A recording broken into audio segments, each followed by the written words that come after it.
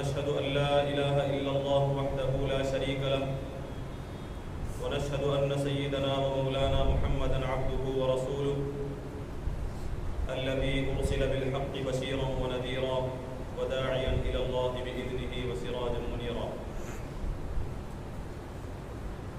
أما بعد فإن أصدق الحديث كتاب الله وخير الهدي هدي محمد صلى الله عليه وسلم وشر الأمور محدثاتها وكل محدثة بدعة وكل بدعة ضلالة وكل ضلالة في النار.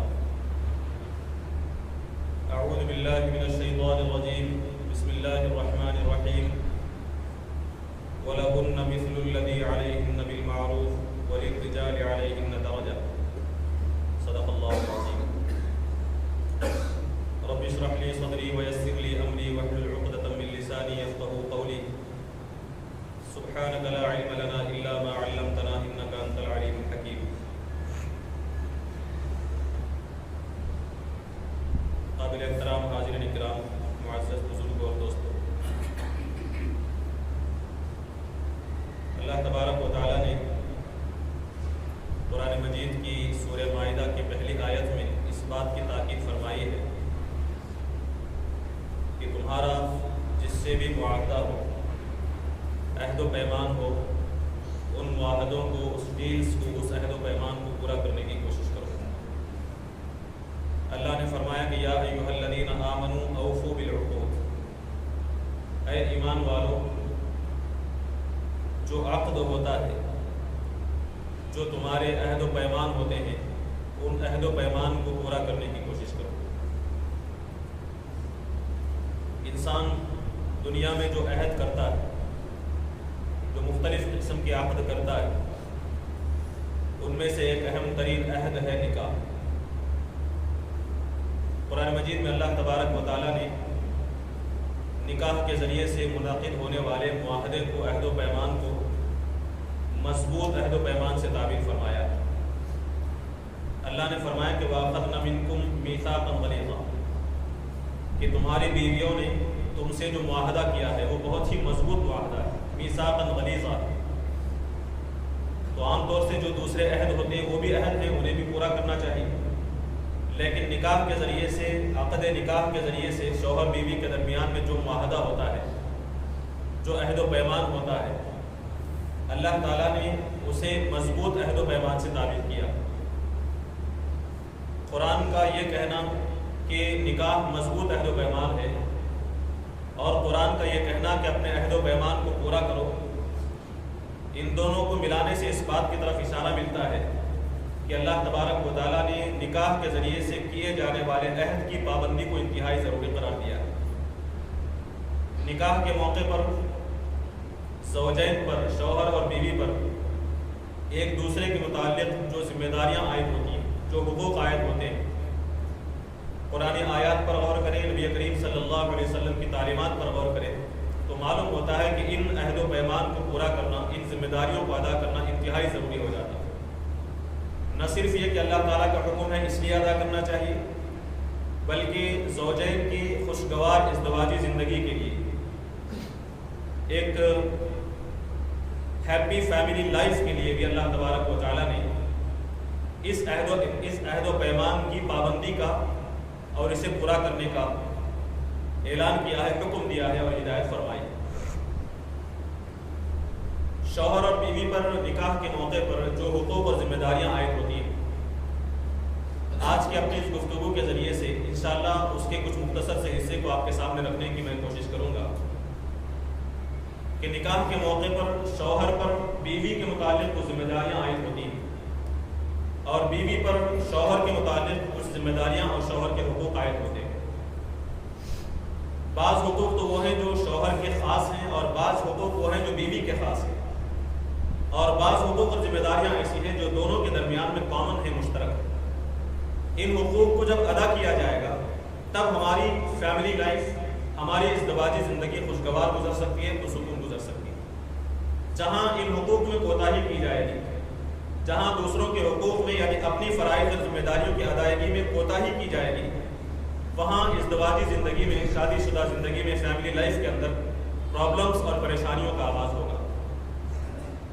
ہم آج سمجھنے کی کوشش کریں گے کہ اللہ تبارک و تعالیٰ کی طرف سے شوہر اور بیوی پر کیا حقوق اور کیا ذمہ داریاں عائد کی گئی۔ سب سے پہلے میں آپ کے سامنے بیویوں کا جو حق ہے شوہروں پر، ان حقوق کو آپ کے سامنے رکھنے کی کوشش کروں۔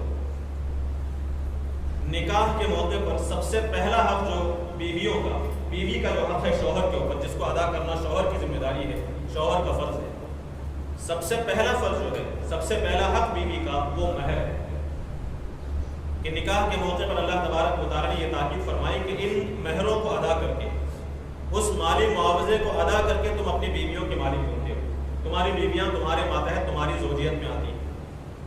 قرآن مجید نے اور نبی کریم صلی اللہ علیہ وسلم نے مہر کی تاکید کے سلسلے میں، مہر کی اہمیت کے سلسلے میں اور مہر کا مقام کیا ہے، کیوں مہر دیا جاتا ہے، اس کے سلسلے میں جو تفصیلی احکامات بیان کیے گئے ہیں، معلوم ہوتا ہے کہ امت مسلمہ میں اس کی اہمیت کی طرف توجہ نہیں دی گئی۔ قرآن مجید نے کہا کہ وَآتُوا النِّسَاءَ صَدُقَاتِهِنَّ نِحْلَةً، اللہ تعالیٰ نے فرمایا کہ تم بیویوں کو ان کا مہر خوش دلی سے ادا کیے۔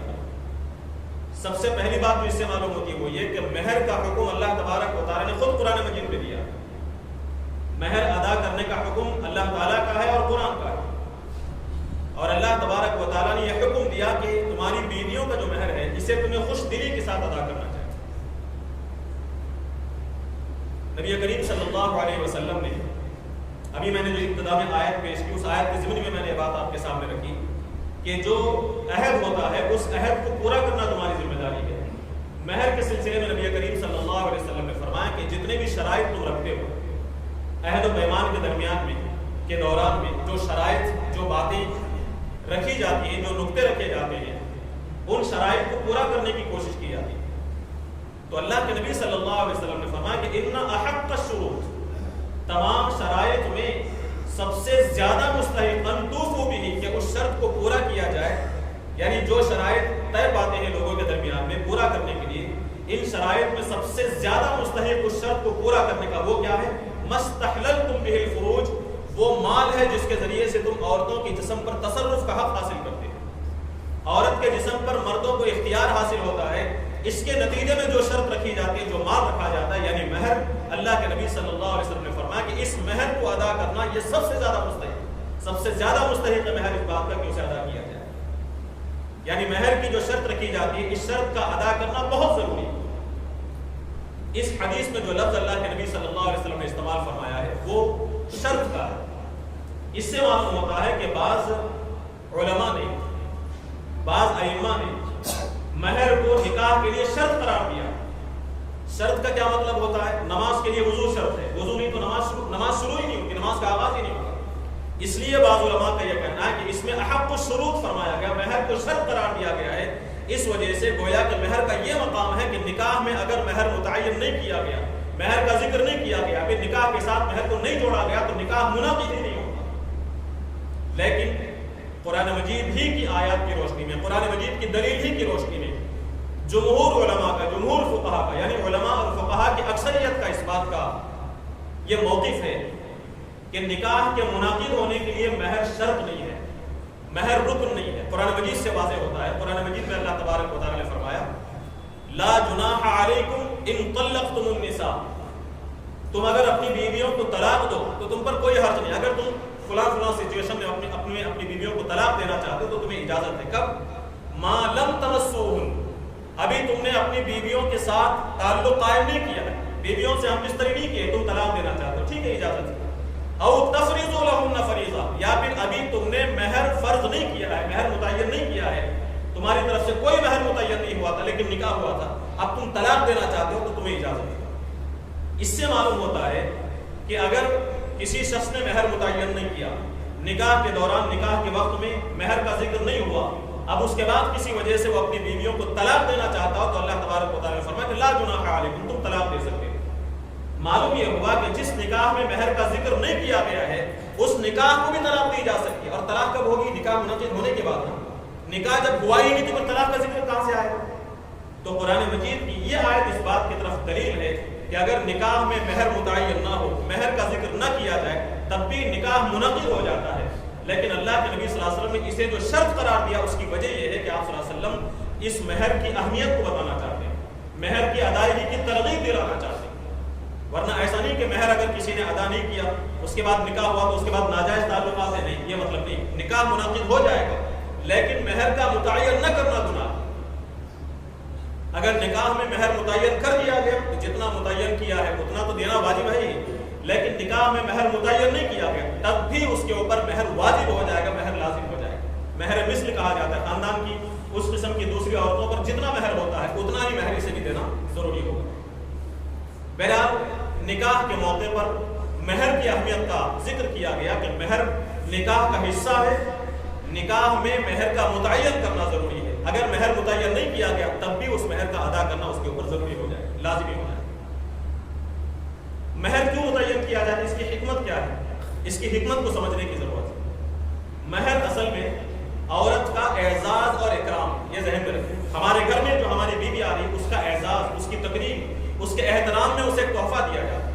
قرآن مجید نے مہر کو نحلہ کے لفظ سے یاد کیا، وآتوا النساء صدقاتہن نحلہ، نحلہ کہتے ہیں تحفے کو جو کہ خوش دلی کے ساتھ دیا جاتا ہے۔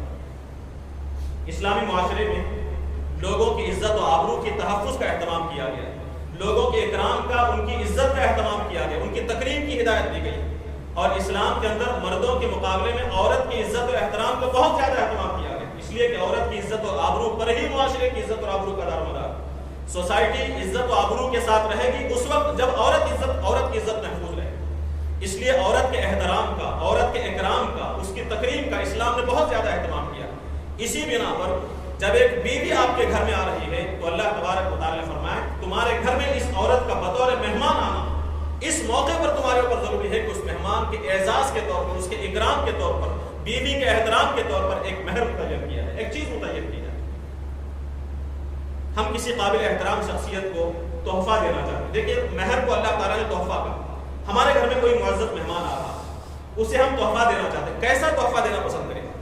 ایسا تحفہ جو ہماری نگاہ میں حقیر ہو، یا پھر اس مہمان کی نگاہ میں اس کی کوئی حیثیت نہیں ہو، ایسا ہدیہ ہم دینا چاہیں؟ نہیں، ہم اپنی حیثیت کے مطابق اس مہمان کے شایان شان اس تحفے کو لینے کے بعد اسے محسوس ہو کہ میرا کتنا اکرام کیا گیا ہے، اس اہتمام کے ساتھ ہم کسی کو تحفہ دینا چاہتے ہیں۔ اللہ تبارک و تعالیٰ نے عورت کو آپ کے گھر کے لیے، ہمارے گھروں کے لیے مہمان قرار دیا ہے، اس کی عزت کے لیے، اس کے اکرام کے لیے، اس کی تقریب کے لیے اللہ تبارک و تعالیٰ نے فرمایا ایسا مہر دو جو قابل احترام ہو، جس سے عورت کے وقار کا اظہار ہوتا ہو، تمہارے شان کا اظہار ہو، تمہاری حیثیت کا اظہار ہو۔ اس وجہ سے قرآن مجید میں نحلہ کا جو لفظ استعمال کیا گیا مہر کے لیے، نحلہ کے معنی سچائی کے ساتھ، خوش دلی کے ساتھ، دل کی گہرائی سے کوئی تحفہ دیا گیا۔ مہر کو وہ مقام دینے کی ضرورت ہے آج سوسائٹی کے اندر۔ مہر معمولی حیثیت میں محض اس کا تعلق اسلام سے جوڑنے کے لیے، رسمی طور پر مسلمانوں سے اس کا تعلق جوڑنے کے لیے 786 لگا دیا جائے، 2786، 10,786، 10,001 روپے، یہ مہر نہیں ہے۔ آپ کے نزدیک اس کا کیا مقام ہے، اس رقم کی، اس اماؤنٹ کی کیا حیثیت ہے آپ کے نزدیک؟ مزید یہ کہ مہر کو ایک دوسرے رخ سے بھی دیکھیں کہ انسان جب ایک عورت سے نکاح کرتا ہے تو اس عورت کی عزت اور وقار، اس کا احترام سوار کے دل میں باقی رہے۔ اس کے لیے بھی ضروری ہے کہ مہر کوئی قیمتی چیز ہو، قابل قدر چیز ہو، حقیر چیز، بے حیثیت چیز اگر مہر میں دے دی جائے تو میں نے اس مہر کے عوض اپنی بیوی کو اپنے حوالے، اپنے ماتحت لیا ہے۔ مہر کی کوئی حیثیت نہیں۔ ظاہر سی بات ہے کہ جب میں نے بیوی کو اپنے قبضے میں لینے کے لیے یا پھر اپنے ماتحت لینے کے لیے جو خرچ کیا ہے وہ خرچ بہت کم ہے، تو بغیر محنت سے آسانی کے ساتھ، بغیر کسی دشواری کی کوئی چیز ہمیں حاصل ہوتی ہے تو اس کی قدر نہیں ہوتی، اس کی عزت نہیں ہوتی۔ اس لیے کہا گیا کہ مہر کم سے کم اتنا قیمتی ہو کہ اس کے نتیجے میں حاصل ہونے والی جو عورت ہے اس کی قدر و قیمت شوہر کے دل میں پیدا ہو۔ اس لیے کہا گیا کہ مہر قیمتی ہونا چاہیے، اتنا قیمتی بھی نہیں کہ مرد کے لیے نکاح دشوار ہو جائے، اتنا قیمتی نہیں، لیکن اتنا سستا بھی نہیں کہ وہ عورت کی حیثیت ہو جائے، نہیں، قابل احترام ہو جس کے ذریعے سے اس کے مہر کا تحفہ ہونا بھی ظاہر ہو جائے اور عورت کی عزت و تقریب بھی ہو، اور وہ مہر اتنا قیمتی بھی ہو کہ شوہر کو احساس ہو کہ میں نے ایک قیمتی چیز دے کر بیوی کو حاصل کیا۔ اس لیے کہا گیا کہ مہر نحلہ ہے، مہر کو وہ مقام دینا چاہیے۔ دوسری چیز، نکاح کے موقع پر دو الفاظ استعمال کیے جاتے ہیں مہر کے سلسلے میں، ایک معجل ہے، ایک مؤجل۔ عام طور سے لوگوں کو غلط فہمی ہوتی ہے، ایک ہے عجلت سے، معجل کا جو لفظ ہے عجلت، جلدی دینا، یعنی نکاح کے موقع ہی پر جو مہر ادا کیا جاتا ہے اسے مہر معجل کہا جاتا ہے، عین سے، میم عین جیم لام۔ اور ایک لفظ ہے اجل سے، اجل کے معنی ایک وقت مقررہ، متعینہ وقت، اس سے ایک لفظ بنا ہے مؤجل، یعنی ایک وقت متعین کر کے اس وقت مہر دینا۔ معجل سے مراد نکاح کے موقع پر فوراً اجرت کے ساتھ مہر دینا، اسے مہر معجل کہا جاتا ہے۔ اور مہر معجل کا مطلب نکاح کے موقع پر نہیں بلکہ کسی اور وقت ایک وقت متعین کر کے بطور قرض نکاح کر لیا جاتا ہے، لیکن مہر کی رقم اس وقت ادا کرنے کی بجائے اس کے لیے ایک وقت متعین کیا جاتا ہے، اسے مہر معجل کہا جاتا ہے۔ عام طور پر آپ دیکھیں اور بعض دیہاتوں میں خاص کر بستیوں میں یا پھر ناخواندہ طبقات جہاں پر ہیں، جہاں پر کم پڑھے لکھے ہیں، وہاں پر مہر معجل کا تصور نہیں ہے، نکاح کے موقع پر مہر دینے کا تصور نہیں ہے، بلکہ بطور قرض لکھ لیا جاتا ہے کہ مہر معجل۔ اب نہیں، ہم بعد میں دیں گے۔ آپ کو یہ اچھی طرح ذہن میں رکھنا چاہیے کہ حقیقت میں مہر کی اصل مہر معجل ہے۔ مہر کی اصل یہ ہے کہ آدمی نکاح کے موقع پر مہر ادا کر دے، نکاح کے موقع پر مہر ادا کرنے کے بجائے قرض کے طور پر باقی رکھنا، یہ اسلام میں اسے پسند نہیں کیا گیا۔ دیکھیے قرآن نے نکاح کو کیا کہا؟ ایک بیع ہے، عقد ہے۔ عقد کا مطلب لین دین ہے۔ گویا آپ دکان میں جا کر کچھ خرید و فروخت کرنا چاہتے ہیں، کچھ عقد کرنا چاہتے ہیں، اس کی اصل کیا ہے؟ قرض لینا یہ اصل ہے یا پھر نقد دینا اصل ہے؟ نقد دینا اصل ہے۔ آپ مجبور ہو نہیں دے پا رہے ہیں، ایسی صورت میں سامنے والا اجازت دے گا تب کہیں اسے قرض کے طور پر باقی رکھا جا سکتا ہے، لیکن وہ قرض بھی متعین ہوگا کہ کب ادا کریں گے آپ، ورنہ اصل یہ ہے کہ آپ جس وقت خرید کرتے ہیں اسی موقع پر اس کی رقم ادا کرتے ہیں۔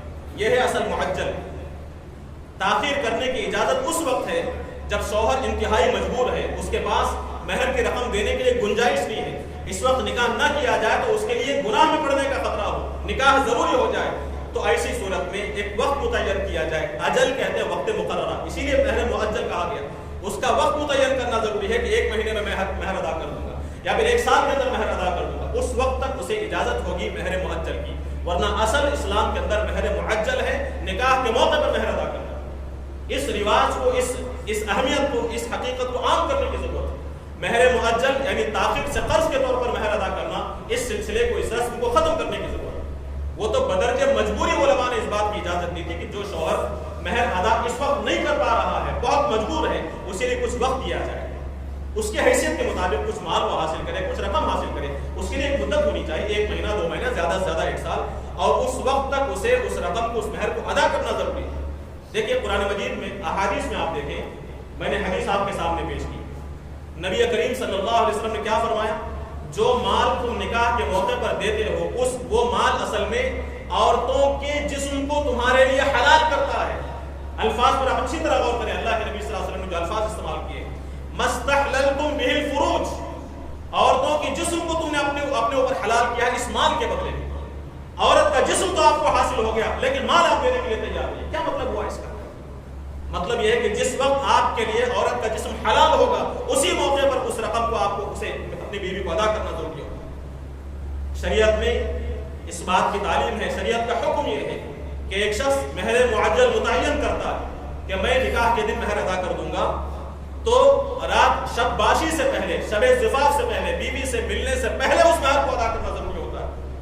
اگر ایسا نہیں ہوگا تو عورت کو اس بات کا حق حاصل ہے کہ شوہر کو اپنے جسم پر اسے تصرف کا اختیار نہ دے، اپنے جسم پر حق نہ دے، بیوی کو حق اختیار حاصل ہے۔ کیوں؟ اس لیے کہ اس نے مہر ادا نہیں کیا۔ یہ مقام ہے مہر کا، اور مہر اس نے ادا نہیں کیا ہے تو رخصتی کو مہر دینے تک روکا جا سکتا ہے۔ ایسے ہی اس مقام کے اس مہر کو ہم نے کیا کر دیا؟ مہر معجل بنا دیا۔ تاخیر سے ہم دیں گے، جب مرضی ہوگی تب دیں گے، نہیں، اسلام کے اندر مہر معجل اصل ہے، مہر معجل اصل نہیں۔ ایک اور چیز آپ غور کریں، ہمارے نکاحوں کے اندر ایک مہر ہے، ایک جہیز، دونوں کو کمپیئر کر کے دیکھیں، جہیز کا کیا مقام ہے اور مہر کا کیا مقام ہے۔ مہر اللہ تبارک و تعالی نے فرض کیا ہے، جہیز اللہ تبارک و تعالی نے حرام قرار دیا۔ مہر کو نکاح کے موقع پر دینا ضروری قرار دیا ہے، اور جہیز کو لینا حرام اور ناجائز قرار دیا ہے۔ لیکن مہر کے سلسلے میں ہم معجل کرتے ہیں، اسے قرض رکھتے ہیں، لیکن جہیز کو ہم قرض لینے کے لیے تیار نہیں۔ شادی کے موقع پر ہونا، شادی سے پہلے ہونا، ایڈوانس چاہیے ہمیں، جہیز ہمیں ایڈوانس میں چاہیے۔ جہیز کی رقم نہیں دی گئی تو پہلے ہی دن سے ناچاکیوں کا آغاز، پہلے ہی دن سے اختلافات کا آغاز ہو جاتا ہے۔ جبکہ جہیز عورت کا حق ہے، اور معاف کرنا، جبکہ مہر عورت کا حق ہے اور جہیز عورت کے ساتھ حق تلفی ہے۔ مہر واجب ہے، جہر حرام ہے جہیز، لیکن اس حرام کا اہتمام کیا جاتا ہے، وقت کی پابندی کی جاتی ہے۔ لیکن جو چیز واجب ہے، فرض ہے، قرآن نے کہا، کیا کہا؟ او تفرضوا لهن فریضہ، یہ جو تم نے مہر متعین کیا ہے یہ فرض ہے، اس فرض کی ادائیگی میں ٹال مٹول کیا جاتا ہے، اور جس چیز کو اللہ تبارک و تعالیٰ نے ناجائز قرار دیا ہے، رشوت قرار دیا ہے، اس کے سلسلے میں ٹائم کا اہتمام کیا جاتا ہے۔ اسے اچھی طرح ذہن میں رکھنے کی ضرورت ہے۔ مہر کی اہمیت، مہر تحفہ ہے، وقت پر دیا جائے، اس میں تاخیر نہ کی جائے۔ نبی کریم صلی اللہ علیہ وسلم نے فرمایا کہ ایک شخص نکاح کے موقع پر مہر نہیں لکھتا، اس کا ارادہ ہوتا ہے کہ میں مہر ادا نہ کروں یا پھر بعد میں ادا نہیں کرتا، تو یہ اصل میں عورت کے ساتھ دھوکہ ہے، عورت کے ساتھ یہ دھوکہ ہے۔ اور اللہ کے نبی صلی اللہ علیہ وسلم نے فرمایا کہ اسی حال میں اگر اس کا انتقال ہو جاتا ہے تو قیامت کے دن وہ شخص، وہ شوہر اللہ تبارک و تعالیٰ کے پاس اس حال میں حاضر ہوگا کہ وہ زانی ہے، وہ زناکار ہے۔ کیا حیثیت دی ہے اسلام نے مہر کو، اور ہم نے کیا مقام دیا ہے مہر، اسے سمجھنے کی ضرورت ہے۔ تو اس اعتبار سے مہر عورت کا حق ہے۔ ایک اور چیز ذہن میں رکھیں، مہر عورت کا حق ہے کا مطلب یہ ہوا کہ اس مہر کی مالک ہے عورت، بیوی اس مہر کی مالک ہے، مکمل اختیار، پوری ملکیت اسے حاصل ہے۔ مالک ہونے کا مطلب یہ ہے کہ شوہر کو اس کے مال میں سے، اس مہر کے مال میں سے کچھ بھی لینے کا حق حاصل نہیں، وہ مکمل اختیار ہے بیوی کا۔ بیوی پر دباؤ ڈال کر، بیوی پر جبر کر کے نہ شوہر کو اس بات کی اجازت ہے، نہ شوہر کے بھائی بہنوں کو اس بات کی اجازت ہے، نہ اس عورت کے والدین کو اس بات کی اجازت ہے کہ اس کے مہر کے مال میں سے اس کی رضامندی کے بغیر کچھ نہیں۔ یہ عورت کا حق ہے۔ شوہر اگر آج کل ہم دیکھیں نا کہ شادی کے بعد، شادی میں ہم مہر دے دیتے ہیں یا پھر کچھ اور زیورات بھی اپنی بیویوں کو دے دیتے ہیں، اس کے بعد ہماری نگاہ اس مہر پر، اس زیور پر ہوتی ہے۔ شوہر اس کا زیور فروخت کرتا ہے اپنے گھر کے لیے، گھر بنانا چاہتا ہے، پلاٹ خریدنا چاہتا ہے، گاڑی خریدنا چاہتا ہے، بزنس میں مال ڈالنا چاہتا ہے، تو اسے اپنی بیوی کے مال پر اس کی نگاہ ہوتی ہے۔ بلکہ آج کل تو ایسا ہوتا ہے کہ بیوی کے پاس زیور ہے تو اس زیور ہی کی بنیاد پر شوہر گھر لینے کا ارادہ کرتا ہے، اور بیوی ظاہر سی بات ہے شوہر ہے، اس کے لیے تو دینا ہی نہیں دے گی، تو پھر اس کا مسئلہ ہو جائے گا، اس کی زندگی تنگ ہو جائے گی۔ بیوی اپنا مال نہ چاہتے ہوئے بھی دے دیتی۔ نبی کریم صلی اللہ علیہ وسلم نے فرمایا یہ جائز نہیں ہے۔ اللہ کے نبی صلی اللہ علیہ وسلم فرماتے ہیں کہ ان اعظم الذنوب، گناہوں میں اللہ تبارک و تعالیٰ کے نزدیک سب سے بڑا گناہ یہ ہے کہ ایک آدمی اپنی عورت سے نکاح کرے، ایک عورت سے نکاح کرے اور اس کے ساتھ صحبت کرے اور اس کے بعد اسے طلاق دے دے اور اس کا مہر ہڑپ کر لے۔ ان اعظم الذنوب عند اللہ، اللہ تعالیٰ کے نزدیک گناہوں میں سب سے بڑا گناہ ہے یہ، اللہ کے نبی صلی اللہ علیہ وسلم نے فرمایا۔ قرآن نے کیا کہا؟ قرآن کے الفاظ پر آپ غور کریں، ولا يحل لكم، تمہارے لیے حلال نہیں ہے کہ ان تاخذوا مما آتيتموهن شيئا، کہ تم نے جو کچھ بھی انہیں دیا ہے، مہر کے طور پر ہو یا پھر کسی اور تحفے کے طور پر ہو، تم نے دیا ہے تو شيئا، کچھ بھی رتی برابر بھی لینے کا تمہارے لیے لا يحل لكم، حلال نہیں ہے۔ دیے ہوئے مہر کو واپس لینا یا پھر شادی کے موقع پر دیے ہوئے تحفے کو واپس لینے کی کوشش کرنا، قرآن نے کہا تمہارے لیے حلال نہیں ہے۔ اس کا مطلب ہے، یہ ہے ملکیت کا مطلب، پورا اختیار عورت کو حاصل ہے۔ لیکن آج عورت کا زیور بیچ دیا جاتا ہے اور دوسروں کا حساب، دوسروں کا جو قرض ہے، اور اس زیور کو بیچنے کے بعد، عورت سے مہر واپس لے لینے کے بعد، حاصل کرنے کے بعد اسے بطور قرض بھی یاد نہیں رکھا جاتا۔ دوسروں کا قرض ہمیں یاد رہتا ہے، لیکن بیوی کا مہر بطور قرض ہم نے لیا ہے، وہ قرض ہمیں یاد نہیں، وہ ہمارے قرض کے حساب میں نہیں ہوتا، دوسروں کا قرض حساب میں رہتا، بیوی کا قرض حساب میں نہیں رہتا۔ اصل میں کیا ہے کہ مہر کی جو حیثیت ہے اسے بتاتے ہوئے ہم لوگوں نے اس حیثیت سے بتایا ہے۔ بعض جملوں کے ساتھ آج کل کے دور میں بعض جملے ایڈ ہو گئے ہیں، اس میں سے ایک یہ ہے کہ مہر کی جب تفصیل بیان کی جاتی ہے تو یہ کہتے ہیں کہ مہر بیوی کا حق ہے، اتنا ہی کہنا چاہیے تھا، لیکن ساتھ میں ہم لوگ یہ بھی جوڑتے ہیں کہ وہ چاہے تو معاف کر سکتے ہیں۔ کیا کہنے کی ضرورت ہے؟ ضرورت کیا ہے کہنے کی چاہے تو معاف کر سکتے ہیں؟ ہم کسی دوسرے فرد کو قرض دیتے ہیں، کسی اجنبی کو قرض دیتے ہیں، تب کیا اس وقت اس قرض کی وضاحت کرتے ہوئے ہم یہ کہتے ہیں کہ وہ چاہے تو معاف کرتے؟ کہتے ہیں ہم نے کسی سے قرض لیا یا پھر ہم سے کسی نے قرض لیا تو ہم یہ کہتے ہیں کہ یہ میری طرف سے قرض ہے، یا پھر تم سے میں نے جو قرض لیا ہے یہ تمہارا قرض ہے میرے اوپر، تم چاہو تو معاف کر سکتے ہو، یہ ہم کہتے ہیں، اسے کبھی نہیں کہتے۔ پھر کیا وجہ ہے کہ بیوی سے لیے ہوئے قرض کے سلسلے میں، بیوی کے مہر کے سلسلے میں ہم اس کے ساتھ یہ جملہ ایڈ کرتے ہیں کہ بیوی کی ملکیت ہے، بیوی کا حق ہے، وہ چاہے تو معاف کر دے۔ یہ چاہے تو معاف کر دے کا جملہ ایڈ کرنے کے نتیجے میں بیوی آج کل اس دور میں مجبور ہو گئی کہ وہ معاف کرے، اور بیوی کہ اس مال پر شوہر اپنا حق سمجھتا ہے کہ اس زیور کو حاصل کرے، اس مال کو حاصل کرے۔ نہیں، اس سوچ کو، اس جملے کو نکالنے کی ضرورت ہے۔ اس دور میں مہر کی تشریح اس طرح نہیں کی جائے گی کہ مہر عورت کا حق ہے، وہ چاہے تو معاف کرے، نہیں، بلکہ اس دور میں مہر کی تشریح اس طرح کی جانی چاہیے کہ مہر بیوی کا حق ہے، اسے مکمل اختیار ہے کہ وہ جہاں چاہے خرچ کرے، وہ اس کی مرضی کے مالک ہے، کوئی اس کے مال میں سے لینے کا یا پھر مانگنے کا حق حاصل نہیں رکھتا. اس طرح مہر کی تشریح کرنے کی ضرورت ہے. ایک وقت آتا ہے، ایک تو میں نے بتایا کہ مہر نکاح کے موقع پر دینا چاہیے، ہم نکاح کے موقع پر مہر نہیں دیتے. ایک وقت متعین کرتے ہیں، وہ وقت متعین نہیں کرتے کہ کر بھی دیا جائے تو اس وقت تک مہر ادا نہیں کیا جاتا، یہاں تک کہ اس کی پوری زندگی کٹ جاتی ہے اور شوہر کے انتقال کا وقت آتا ہے تو اس موقع پر اس کا مہر معاف کروایا جاتا ہے. کیوں؟ عورت کا مہر معاف کرنے کی بات ہمارے ذہن میں آئی کیوں؟ کیا ہم دوسروں کا قرض اسی طرح معاف کرواتے ہیں؟ میرے بھائی کا انتقال ہو رہا ہو، میرے بھائی کو 10 لاکھ روپے کسی اور کی طرف سے آنے ہو، کیا ہم یہ کہہ دیں؟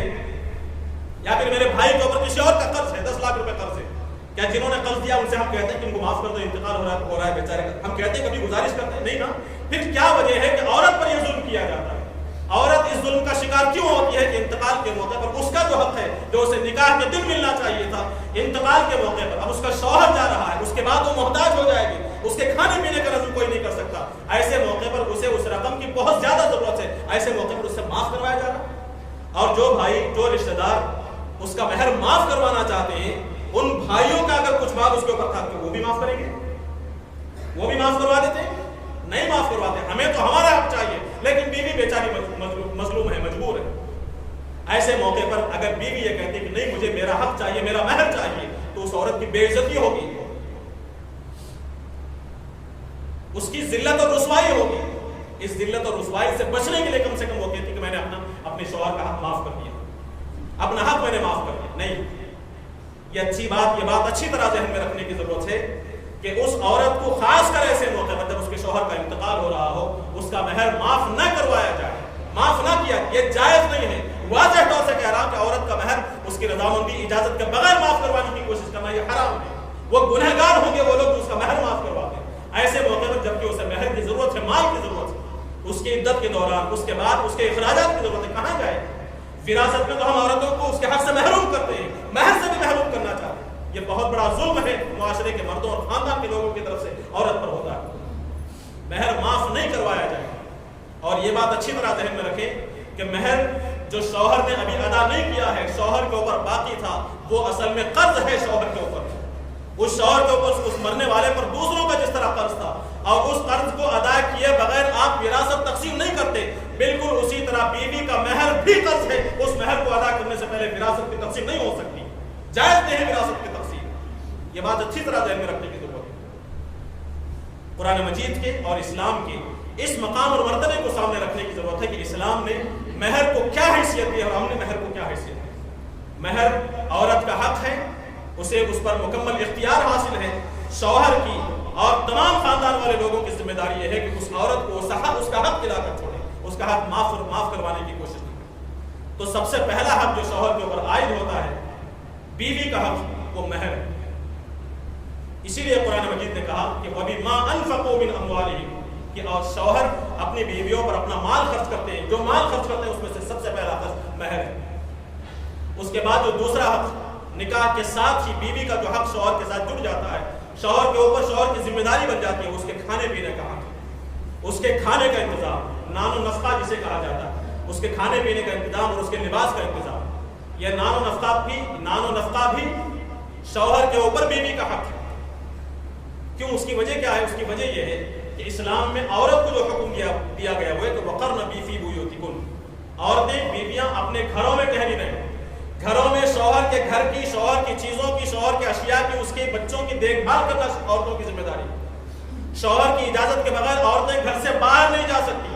شوہر کی اجازت کے بغیر عورتیں کمانے کے لیے نہیں جا سکتی. اسلام کا حکم ہے یہ.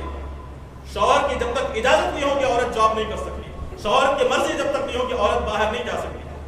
اب جب شوہر کے گھر کی وہ خدمت کرے گی، شوہر کے بچوں کی دیکھ بھال کرے گی، شوہر کے گھر کی چیزوں کی دیکھ بھال کرے گی، اور شوہر کی اجازت کے بغیر باہر نہیں جا سکتی، تو اس کے کھانے کا انتظام کون کرے گا؟ اس کے بدلے میں شوہر کی ذمہ داری ہے کہ اس کے کھانے کا انتظام کرے.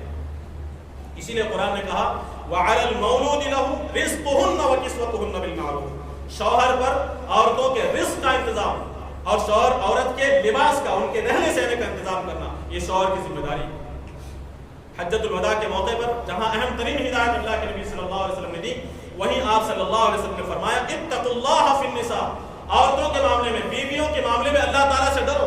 تم نے بیویوں کو جو حاصل کیا ہے وہ اللہ تعالیٰ کی امانت کے طور پر حاصل کیا ہے، اس امانت پہ خیانت نہ کرو، اور اس امانت کا حق ادا کرنے کا مطلب یہ ہے کہ وَلَكُمْ عَلَيْهِنَّ وَلَهُنَّ عَلَيْكُمْ رِزْقُهُنَّ وَكِسْوَتُهُنَّ بِالْمَعْرُوفِ، ان کا ایک حق تمہارے اوپر کیا ہے وہ یہ کہ تم ان کے کھانے کا انتظام کرو اور تم ان کے لباس کا انتظام کرو۔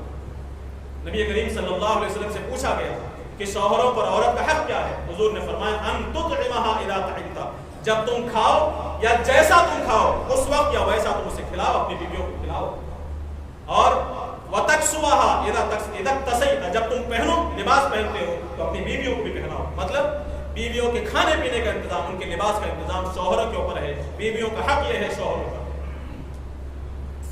فتح مکہ کی بات، حضرت ابو سفیان کی بیوی ہندہ اسلام میں داخل ہوئی، اللہ کے نبی صلی اللہ علیہ وسلم کے پاس آئی اور اسلامی تعلیمات انہوں نے حاصل کی، اور ایک بات انہوں نے اپنے نبی کریم صلی اللہ علیہ وسلم سے کہی اپنے شوہر کے بارے میں کہ اللہ کے رسول صلی اللہ علیہ وسلم میرے شوہر ابو سفیان ذرا بخیل آدمی ہے، میرا خرچ، میری اولاد کا خرچ میرے شوہر پر ہے، ابو سفیان پر ہے، لیکن بہت بخیل ہیں، اتنا خرچ نہیں دیتے جس سے میرا اور میرے بچوں کا گزارا ہو سکے، لہٰذا میں ابو سفیان کے علم کے بغیر، شوہر کے علم کے بغیر ان کے مال میں سے کچھ حاصل کر لیتی ہوں، کیا مجھ پر کوئی گناہ ہوگا؟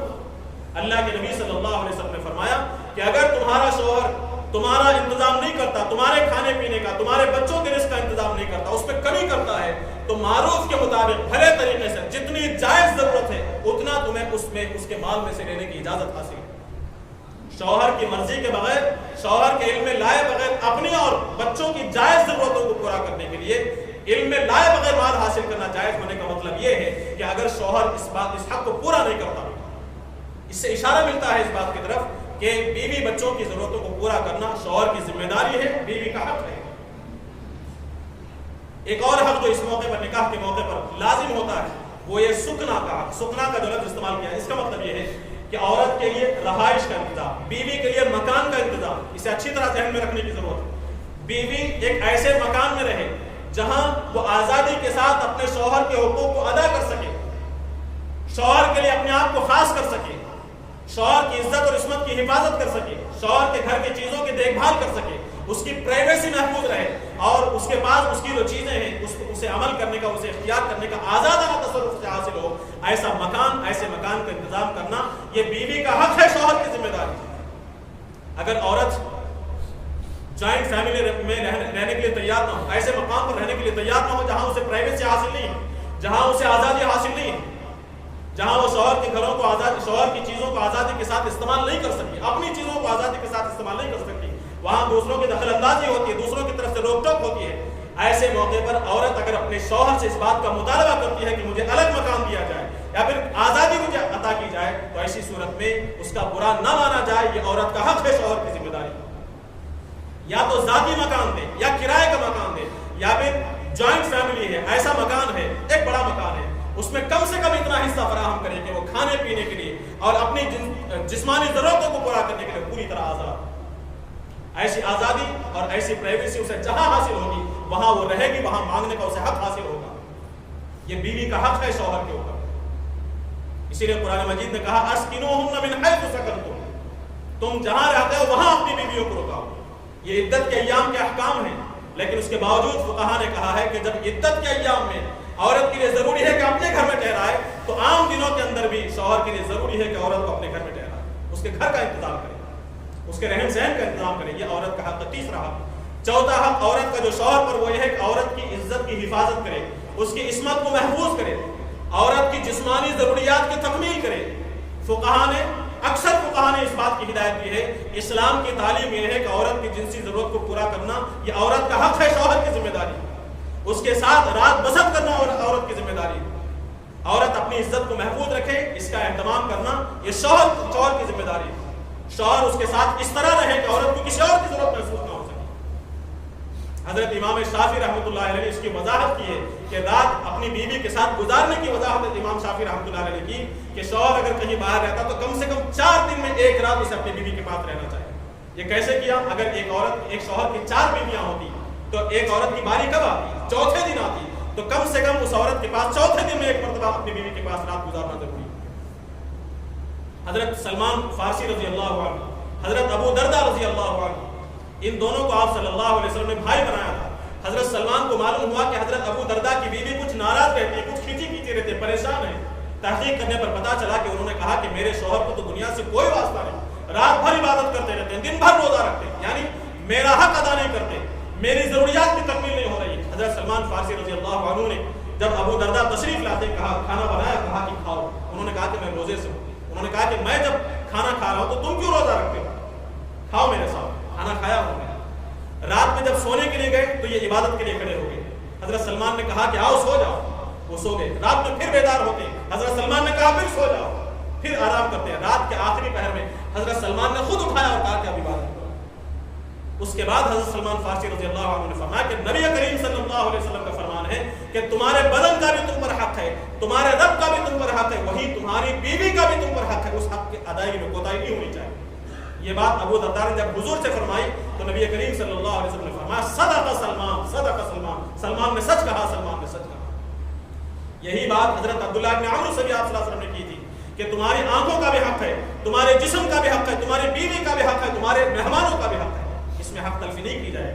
لہذا یہ عورت کی عزت کی حفاظت کرنا، اس کی جسم کی تسکین کا سامان کرنا، یہ شوہر کی ذمہ داری، عورت کا حق ہے۔ اسی کے ذریعے سے عورت کی عزت اور عصمت محفوظ رہ سکتی ہے، اور اسی کے ذریعے سے ایک عورت اپنے شوہر کی خاص ہو سکتی ہے۔ آخری چیز جو نکاح کے موقع پر لازم ہوتی ہے وہ اس وقت جب کسی کی ایک سے زائد بیویاں ہوں، اس دوران ان کے درمیان میں ان کا حق یہ ہے کہ بیویوں کے درمیان میں عدل کرے، وقت گزارنے کے معاملے میں، ان کے رہنے سہنے کے معاملے میں، ان کے مہر کے معاملے میں، ان سے محبت کے معاملے میں، اور ان کے رزق کا انتظام کرنے کے معاملے میں تمام بیویوں کے درمیان میں عدل کرنا یہ بیویوں کا حق ہے۔